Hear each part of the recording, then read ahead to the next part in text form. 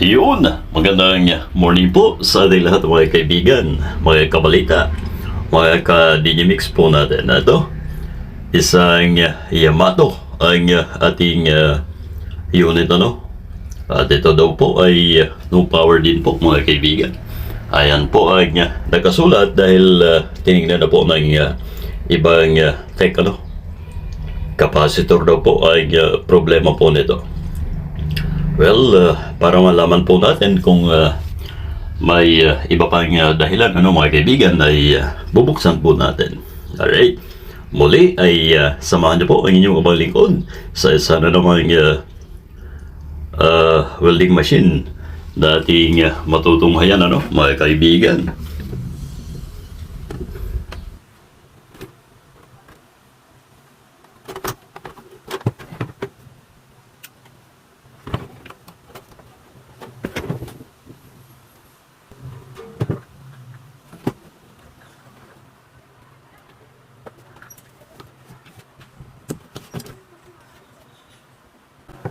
So ayan, ito na po mga kaibigan yung sinasabi po na sirang capacitor po nung tumingin dito.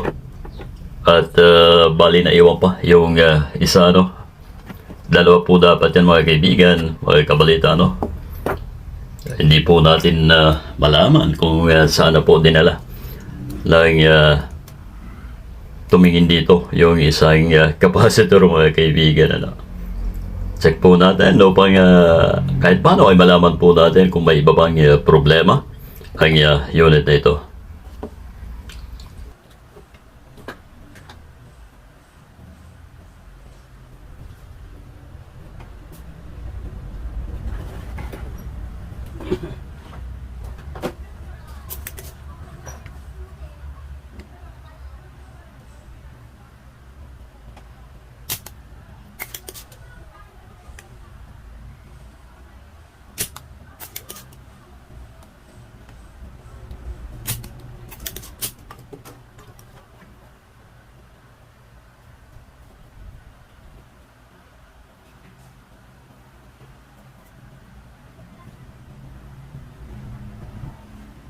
So yan po ang ating capacitor na ito mga kaibigan yung isang natitira po dito. At ang value po ay 450 volts mga kaibigan at 680 microfarad Mataas po talaga ang capacitance ng mga nilalagay sa ating welding machine upang ika nga ay swabe mga kaibigan.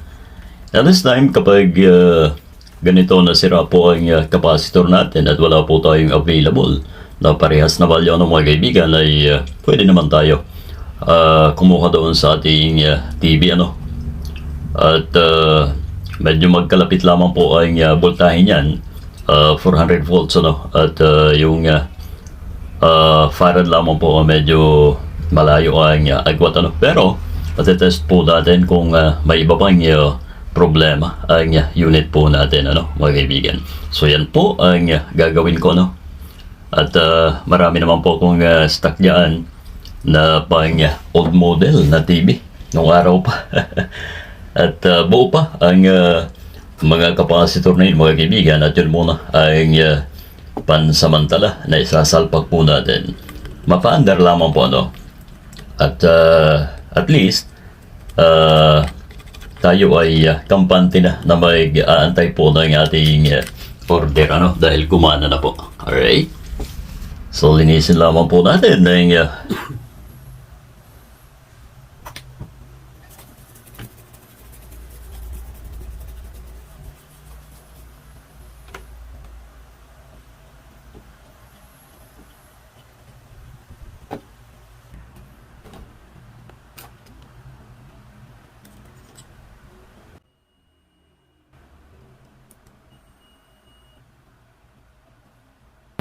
ayun mga kabalita, may shorted po tayo na na-read nung tinanggal po natin yung isang natira na capacitor ay yun po pala ang may problema ito. So shorted ang isang ito mga kaibigan ang gagawin po natin bale ay palitan muna ng dalawang papalitan po muna natin ng ibang capacitor ano mga kaibigan upang matest lamang po natin kung may iba pang problema ang unit na ito. Ano?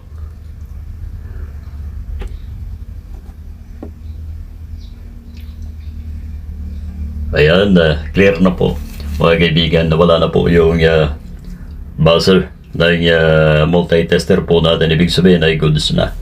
Ito ang ipapalit po natin. Ano? Hindi po mapapansin ay galing po yan sa isang old model na TV mga kaibigan.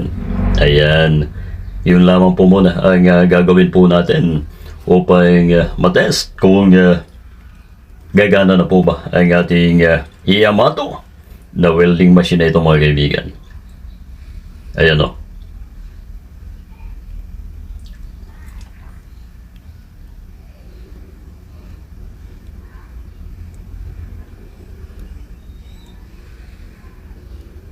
Hindi pong napapansin ano, halos magkasing laki lamang po ano. Sa microfarad lamang po ito nagkatalong mga kaibigan. Hindi po yan ano, yan ang ilalagay po natin. Ang layunin lamang po natin ay matest ano, kung gagana na po ba ang ating unit na ito mga kaibigan. And then saka na po tayo maghahanap ano, ng kaparehas na value. Dahil ito ay marami pa po akong gagawin. So kailangan muna na mai-test natin ang maayos. Alright? So yan na po. Yan yung ano, galing doon sa ating bridge type diode ano. At yan po ang capacitor na yan ang sasalo. Mula doon mga kaibigan. O sasalo, siya po ang mag-distribute ano. Basta magkakabit po yan dyan. So, goods na. Mga kaibigan, pwede na nating isalpak ang mga socket upang matest natin ano, mga kaibigan.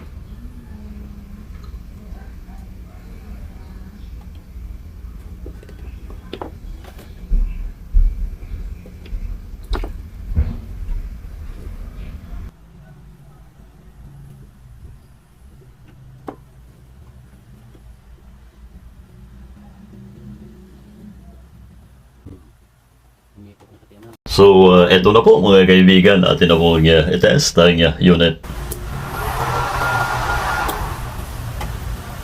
Ayan, gumana po ang ating fan ano, mga kaibigan. At okay, ang current output na lamang po ang ating i-test ano, mga kaibigan, mga kabalita. At saglit lang at iayos po natin. Siyempre, upang maipakita ko po ang harapan ano, yung display mga kaibigan ng ating welding machine na ito. Pero pagka ganyan ay siyempre nagkakatuwa po dahil gumana na po ano. Ibig sabihin lamang ay wala na pong ibang problema ang ating unit.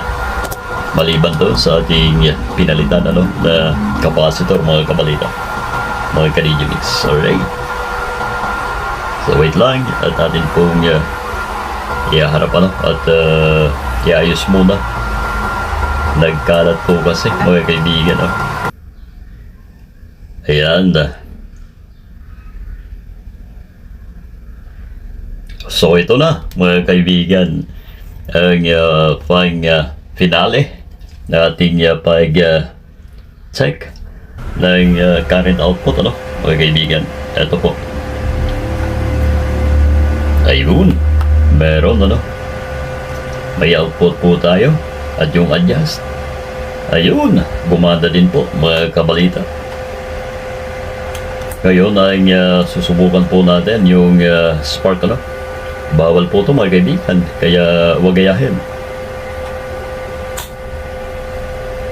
Ang lakas mga kaibigan.